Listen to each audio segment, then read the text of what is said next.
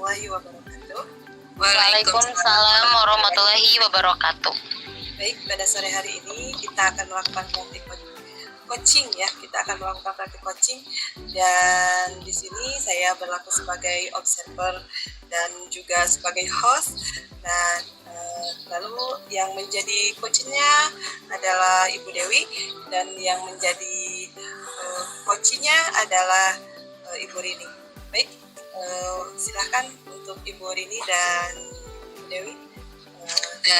Terima kasih Ibu Sri. Baik, kita mulai saja ya. Assalamualaikum warahmatullahi wabarakatuh. Selamat sore Bu Rini, apa kabarnya?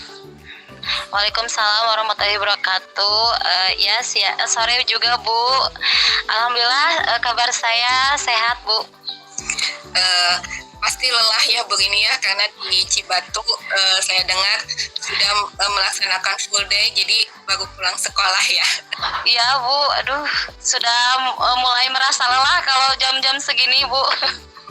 Kalau di SD kan full gitu ya, kalau di SD Iya. kita seharian di kelas gitu ya. Iya. Bagaimana kondisi anak-anak di kelas Ibu? Iya Bu, kondisi anak-anak ini sekarang ya sudah mulai agak gini ya, jadi kurang respect gitu, kurang antusias gitu Bu, murid-murid saya itu Bu. Iya, saya lihat Ibu juga tidak semangat, mungkin karena lelah ya. Mungkin boleh saya tahu kira-kira ada permasalahan apa di kelas Ibu? Iya Bu, begini ya Bu, akhir-akhir ini saya tuh merasa murid-murid di kelas saya itu ya Bu ya, jadi kurang antusias dalam menerima pembelajaran IPA gitu Bu dari saya. Selain itu jumlah murid-murid yang murid-murid juga yang mengerjakan tugasnya itu hanya 50% Bu di kelas itu karena kurang antusias gitu Bu. Jadi menurut Bu Rini, kira-kira untuk obrolan hari ini, kira-kira yang Ibu Rini harapkan apa? Saya itu Bu mengharapkan solusi atas permasalahan tentang antusias murid-murid yang saya ajar Bu. Ibu Rini bisa kenapa gitu murid-muridnya kurang antusias, hal-hal apa saja yang membuat Ibu sampai bisa misalkan kenapa murid saya kurang antusias? Ya, kalau saya ingat kembali ya Bu ya, hal yang menyebabkan murid-murid ya saya itu kurang antusias ialah pertama, pembelajaran saya sepertinya sedikit membosankan, terlalu monoton, saya juga terlalu dominan untuk berbicara gitu Bu ya. Jadi bercerita saja terus di depan murid-murid saya. Yang kedua, saya juga tidak memberikan kesempatan buat murid saya untuk berpendapat atau aktif berbicara pada pembelajaran saya gitu Bu. Jadi menurut Ibu dari skala yang Ibu ingin capai, misalkan Ibu sekarang ada di dari 1 sampai 10, Ibu ada di angka berapa sekarang dan ingin ke angka berapa gitu Bu? Kalau menurut saya itu ada di angka 5 gitu ya Bu ya. Jadi kalau untuk tercapainya itu mungkin 8 gitu ya Bu ya. Iya. Kalau menurut Ibu, agar misalkan anak-anak murid Ibu antusias dalam pembelajaran IPA, kira-kira harus bagaimana Bu ya? Ya, kita itu mungkin dengan pembelajaran yang asik, tidak monoton atau tidak membosankan mungkin Bu ya. Iya, saya juga sependapat dengan Ibu. Kemudian biar pembelajaran tidak monoton, tidak bosan, kira-kira harus melakukan pembelajaran apa ya? Kira-kira menurut Ibu ini seperti apa? Ya menurut saya ya Bu ya, pembelajaran itu harus berpusat kepada murid. Murid itu harus diminta untuk aktif dalam pembelajaran, kemudian adanya ice breaking juga ataupun games supaya pembelajaran itu lebih menarik, apalagi di jam rawan gitu ya Bu ya, jam 12 gitu ya. Iya, itu biar pembelajarannya semakin menyenangkan dan tidak monoton. Kemudian untuk tugas, biar anak-anak mengumpulkan tugas, kira-kira apa yang harus Ibu lakukan? karena kemungkinan karena tugasnya itu saya terlalu banyak mungkin ya, dan berisi banyak pertanyaan tanpa saya memberikan sumber belajar yang beragam dan juga mengasyikkan, Bu. Iya, saya tahu sumber belajar di kelas yang Ibu gunakan apa saja? Saya hanya menggunakan buku teks aja, buku teks pena gitu, Bu. Selain buku teks, ada yang lain? Saya pikir banyak, Bu ya, sumber belajar gitu, ada seperti video dari YouTube gitu, ada artikel, juga ada tulisan ilmiah ya di internet, atau bisa juga menggunakan aplikasi yang sedang tren ini ya, Bu ya, seperti TikTok. Anak-anak kan suka ya dengan TikTok gitu. Iya, saya juga suka lihat TikTok Ibu itu kan ketika speaking itu sangat mengasihkan buat anak-anak, jadi anak-anak semangat. Saya setuju dengan pendapat Ibu, jadi kita bisa mencari sumber referensi pembelajaran. Nah sekarang kira-kira rencana apa yang akan Ibu laksanakan untuk menyelesaikan permasalahan yang Ibu hadapi? Yang pertama, saya merancang pembelajaran yang mengasihkan dengan menggunakan sumber belajar yang beragam seperti video YouTube dan juga TikTok, karena anak-anak kan itu sangat suka dengan TikTok. Nah, kemudian yang kedua, saya akan memberikan tugas yang tidak terlalu banyak. Kemudian bentuk tugasnya juga sesuai dengan minat dan bakat murid-murid saya, karena murid-murid saya itu suka game gitu ya.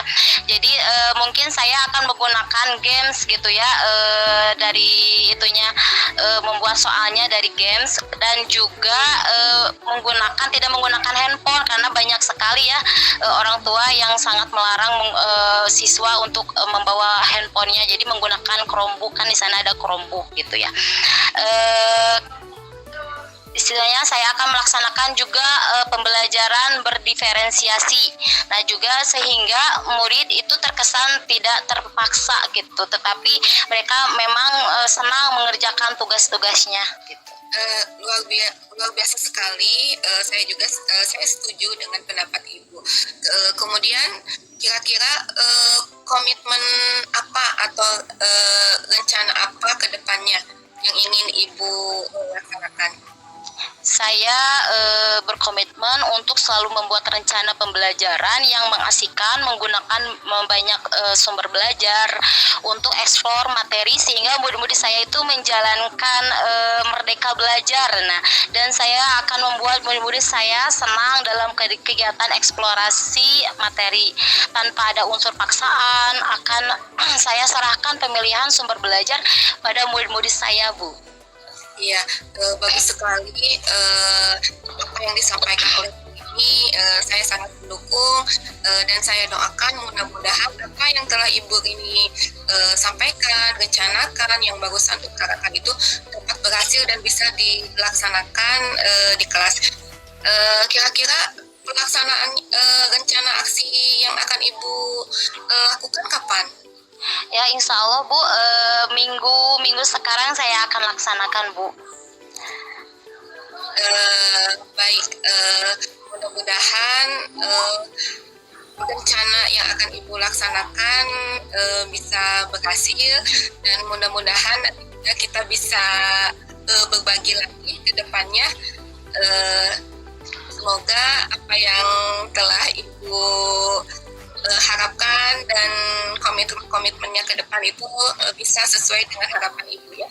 Ya, terima kasih ya, Bu ya, atas waktunya untuk sharing dengan saya ya, Bu ya. Mudah-mudahan kita semua bisa menjadi guru yang selalu dirindukan oleh murid-murid kita ya, Bu ya. Amin ya robbal alamin. Ya, terima kasih ini. Selamat sore. Assalamualaikum warahmatullahi wabarakatuh. Waalaikumsalam warahmatullahi wabarakatuh. Ya, sungguh sangat luar biasa ya. Saya melihat di sini sebagai observer, saya akan mengutarakan apa yang sudah saya observasi dari kegiatan coaching yang dilakukan oleh Ibu Dewi dan Ibu Rini. Saya di sini melihat Bu Dewi sebagai coach itu sudah sangat luar biasa gitu ya, sudah menggunakan alur tirta dan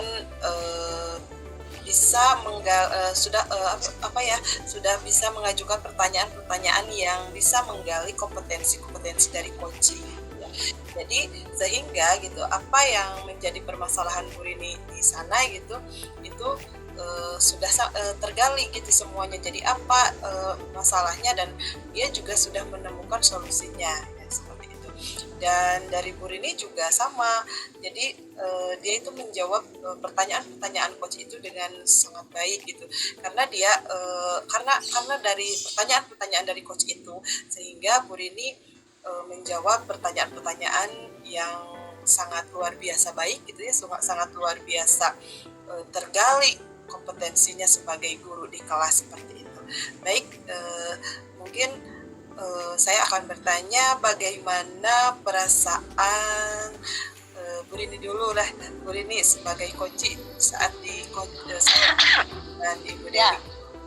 Alhamdulillah dengan saya menjadi coci, saya emang pertama merasa deg-degan gitu ya, karena pertama kali, dan juga saya alhamdulillah jadi mendapatkan solusi dengan saya sendiri gitu ya, yang digali dipancing oleh sama Ibu Dewi gitu sebagai coach, dan saya juga merasa senang lah bisa mengobrol bersama Ibu Dewi.